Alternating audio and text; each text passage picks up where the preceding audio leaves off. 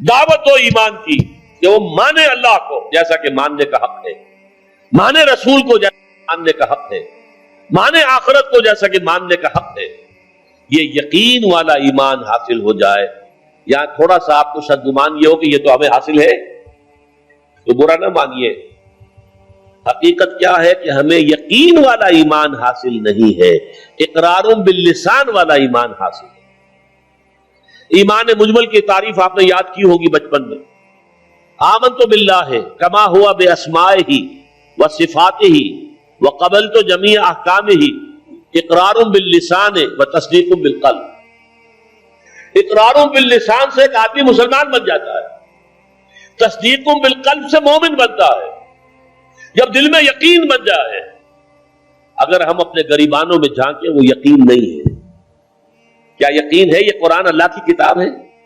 اگر یقین ہوتا تو ہم اسے بے اعتنائی برتتے، اسے سمجھنے کے لیے عربی زبان نہ سیکھتے، اس کو دن اور رات کے اوقات میں تلاوت نہ کرتے، اس کے گہرائیوں کے اندر غوطہ زنی نہ کرتے. یقین اگر ہوتا، یقین نہیں ہے.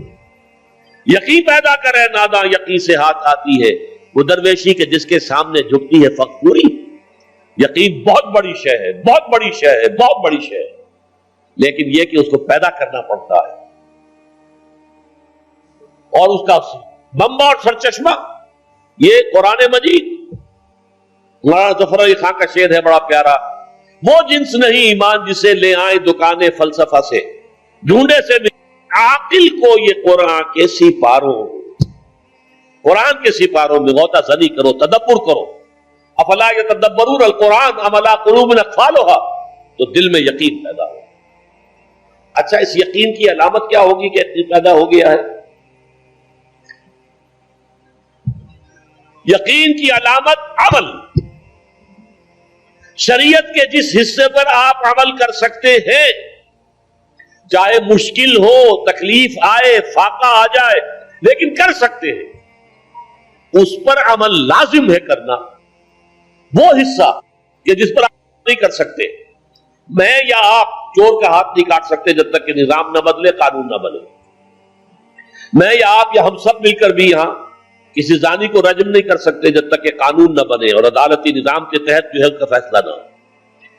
ان چیزوں کو تو ہم نہیں کر سکتے، لیکن جو کام ہم کر سکتے ہیں، سود سے براہ راست تو ملوث نہ ہو، اپنے گھروں میں پردہ تو قائم کرے، اپنی معاش میں سے حرام شے تو نکال دے، فرائض تو ادا کرے، نماز، روزہ، حج، زکات.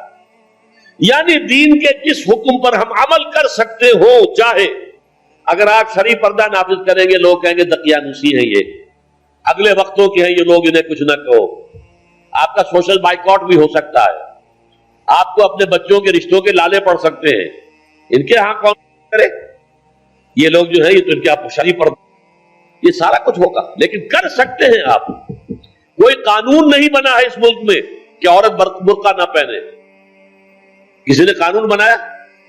پھر اگر اتارا تو کس نے اتارا؟ خود اتارا نا ہم نے.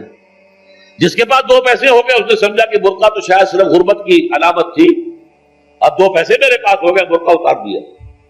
چادر آ گئی، پھر چادر اتنی، دوپٹہ رہ گیا، پھر وہ دوپٹہ بھی صرف رسی بن کر گلے کے اندر پڑ گیا. اللہ اللہ خیر صلی اللہ. یہ سارا کچھ ہو رہا ہے کہ نہیں ہو رہا؟ یہ کون کر رہا ہے؟ ترکی کے اندر تو قانون کرایا گیا، یہاں تو کسی نے قانون نہیں کرایا، یہاں تو ہم خود کر رہے ہیں. تو پہلا مرحلہ جو ہے ایمان یقین والا، اس کا ثبوت یہ ہوگا کہ شریعت کے جن احکام پر عمل کیا جا سکتا ہے ان پر لازماً کیا جائے.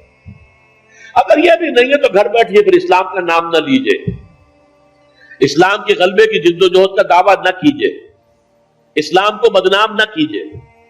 اس لیے کہ اگر اپنی ذاتی عمل کیے بغیر آپ یہ کریں گے تو آپ اسلام کو بدنام کریں.